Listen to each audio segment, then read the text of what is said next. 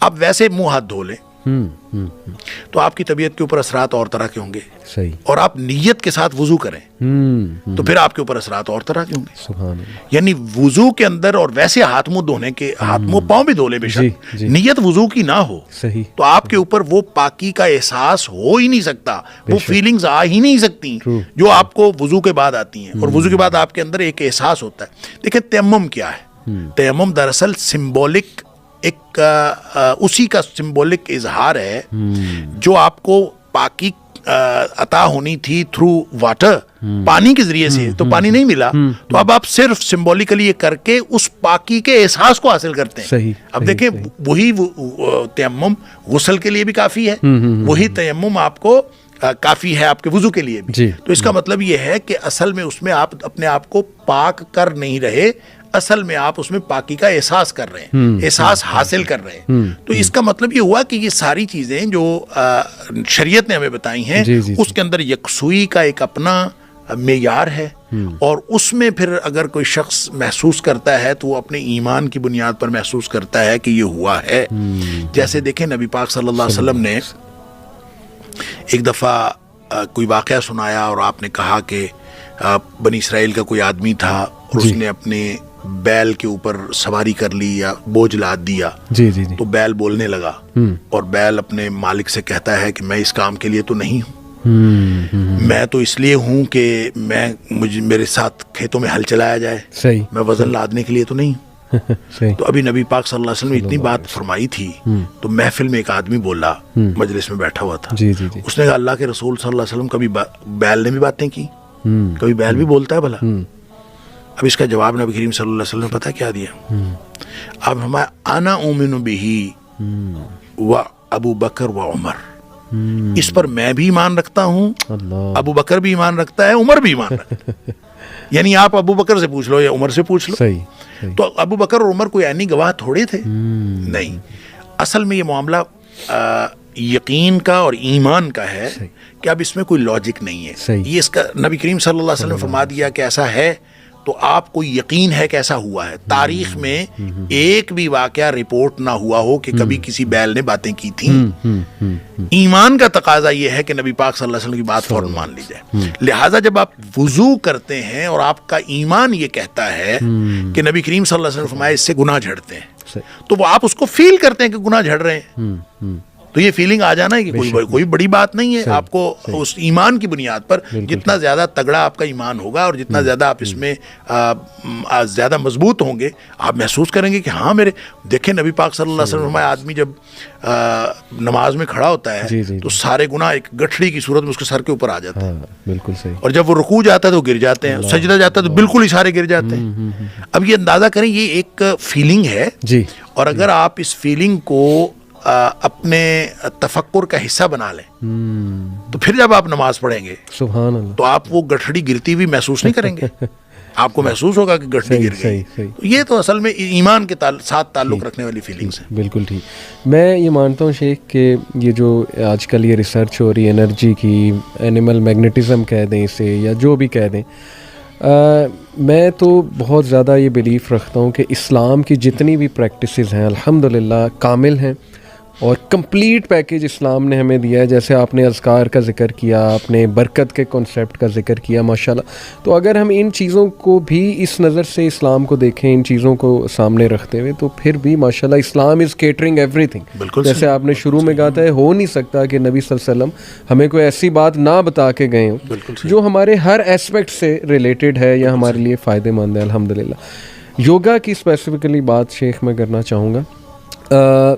کیا یہ پاسبل ہے کہ یوگا, کیونکہ بدھزم سے آ رہا ہے اور اس پہ ریسرچز ہیں کچھ, میں آپ سے ایک ریسرچ شیئر کرتا ہوں. یوگا پہ میڈیٹیشن پہ ایک ریسرچ ہوئی, وہ ریسرچ کا میں نام ڈھونڈنے کی کوشش کر رہا تھا, مجھے ملا نہیں, لیکن خیر آڈینس انشاءاللہ میں کہتا ہوں خود ڈھونڈ لیں.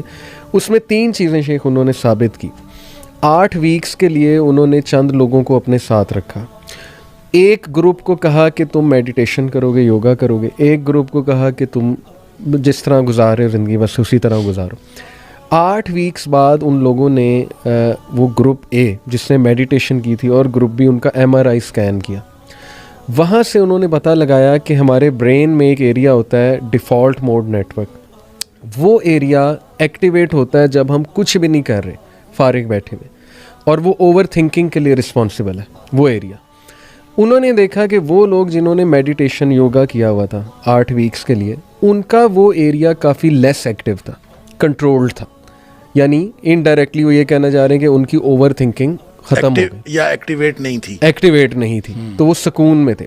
دوسرے جو تھے ان کا وہ ایریا وہ کلر سے نظر آتا ہے, بلو یا ریڈ ایکٹیویٹی کا ایریا, تو وہ دیکھا کہ وہ بہت زیادہ ایکٹیو ہے. تو پہلی چیز انہوں نے اس ریسرچ سے یہ ثابت کی جی کہ یوگا جو ہے وہ آپ کی اوور تھنکنگ اور نیگیٹیوٹی ختم کرتا ہے. دوسرا انہوں نے پازیٹیو ایموشنس پہ ایک ریسرچ کی کہ وہ گروپ جنہوں نے یوگا کیا تھا وہ زیادہ خوش تھے, ہیپی تھے, شکر گزار تھے, گریٹفل تھے, ان کے الفاظ بڑے پازیٹیو تھے. سیم سوالات دوسرے گروپ سے پوچھے, وہ نہیں, ان کی زبان پہ شکایت تھی اور نیگیٹیو ایموشنس تھے. تیسری چیز جو شیخ انہوں نے دریافت کی کہ وہ لوگ جنہوں نے یوگا کیا ہے, میڈیٹیشن کی, ان کا گرے میٹر زیادہ ہے برین میں. گرے میٹر جو ہے وہ ہمارے آپ کہہ لیں فلوئڈ ہے برین میں. اس کا زیادہ ہونے کا مطلب یہ ہوتا ہے کہ ہمارے الیکٹریکل سگنلز جو نیورونز آپس میں ایکسچینج کر رہے ہیں وہ بڑے ایفیشینٹ ہیں. اس سے آپ کی ڈیسیجن میکنگ امپروو ہوگی, انالیٹیکل ایبیلٹی امپروو ہوگی, فوکس امپروو ہوگا. تو یہ تیسری چیز ثابت کی کہ دیکھیں جی اس سے گرے میٹر انکریز ہوتا ہے. اب یہ تو شیخ انہوں نے یوگا پہ کی. میں اکثر کہتا ہوں کہ ابھی تو وہ کوئی عام سا ہمارا آدمی اٹھا لیں جو ماشاءاللہ تہجد پڑھ رہا ہے, نمازیں پڑھ رہا ہے, اس کا MRI اسکین کر کے دیکھ لیں جو صحیح میں پڑھ رہا ہے, تو پتہ نہیں وہ کیا کیا چیزیں انہیں نظر آ جائیں. لیکن یوگا کے فائدے تو ثابت شیخ اس سے ہو رہے ہیں, اور بہت زیادہ ورلڈ وائڈ پریکٹس بھی ہوتا ہے یہ. لیکن میں نے کچھ اسکالرس کو کہتے سنا ہے بالکل حرام ہے, اس میں شرک انوالوڈ ہے, یا اس میں سن کی ورشپ انوالوڈ ہے, یا اس میں پینتھیزم انوالوڈ ہے, وغیرہ وغیرہ. تو آپ کیا سمجھتے ہیں اس بارے میں؟ دیکھیں, اپنے اوریجن کے اعتبار سے یوگا جہاں سے آیا ہے, آپ اب اس کی ہسٹری دیکھیں جی, تو اس ایک بالکل ریلیجس ٹریڈیشن سے آیا ہے. جی جی. تو جب ریلیجس ٹریڈیشن سے آیا ہے تو ہم کیسے کہہ سکتے ہیں کہ وہ صرف ایک جسمانی ورزش ہے؟ ایسا نہیں ہو سکتا. صحیح. تو اس کا مطلب یہ ہے کہ ہاں تھوڑا سا یہ آپ کر سکتے ہیں کہ وہ جس ریلیجس ٹریڈیشن سے آیا ہے آپ اس کو اس سے کاٹ دیں اور اس کو صرف جسمانی ورزش کے طور پر لیں. ٹھیک ہے. تو ایسا ممکن ہے کہ آپ اس کو جسمانی ورزش کے طور پر لیں. ٹھیک. مثلاً ابھی جو آپ نے کہا کہ وہ تو سورج کے ایک خاص وقت کے اوپر, جی, سورج کے ایک خاص رخ کے اوپر بیٹھتے ہیں, جی, خاص قسم کے گیتا کے شلوک پڑھتے ہیں, خاص قسم کا ان کا ایک آسن بھی ان کے خاص قسم کے ہوتے ہیں, اور پھر اس میں جسم سے کپڑا ہٹانا بھی ضروری ہوتا ہے. جی جی جی. اچھا, اس طرح کی بہت ساری شرائط ہیں. جی, پوسچر بھی بڑا, پوسچر بھی خاص قسم کے ہوتے ہیں. اور جب آپ ان سارے پوسچرز کو بھی, ان جس کو آسن کہتے ہیں, آپ اس کو بھی اختیار نہیں کرتے, اور آپ ان کے جو یوں کہہ لیں کہ جو ریلیجس آسپیکٹ سے جتنی چیزیں ہیں اس کو آپ کاٹ دیتے ہیں, منقطع کر دیتے ہیں, اور آپ صرف اس کا جو جسمانی ورزش کا پہلو ہے اس کو لے لیتے ہیں. تو اس لیے بعض علماء کہتے ہیں کہ یہ پھر جائز ہے, اس کے جواز کا فتویٰ نکل آتا ہے کہ صرف اس کو آپ جسمانی ورزش کے طور پر لیں.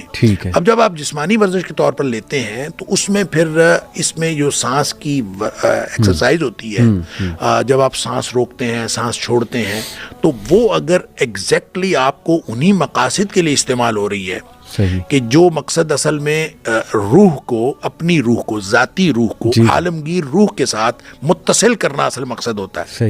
اور جو بنیادی طور پر آپ کہہ لیجئے کہ یہ ہندوازم, بدھ مت جو ہے وہ بھی ہندو مت سے نکلا ہوا ہے, تو یہ ہندو دھرم جو ہے یہ اپنے آپ کو اس طریقے سے وہ ایک عالمگیر مذہب قرار دلوانے کے چکر میں ہے کہ لوگ آہستہ آہستہ اس کے اوپر, میں نے ایک آرٹیکل پڑھا کہ اس کے اندر یہ تک لکھا ہوا تھا اور پوری ڈیٹیلز دی ہوئی تھی کہ مثلاً RSS جو ہے, جو بہت ہی ایک ہارڈ کور اور ایکسٹریم جو ان کی جماعت ہے ہندوتوا کی, وہ بھی یہ کہتے ہیں کہ ہندو مذہب نہیں ہے, ہندو دھرم مذہب نہیں ہے, بلکہ وہ کہتے ہیں کہ یہ ایک تہذیب و تمدن ہے.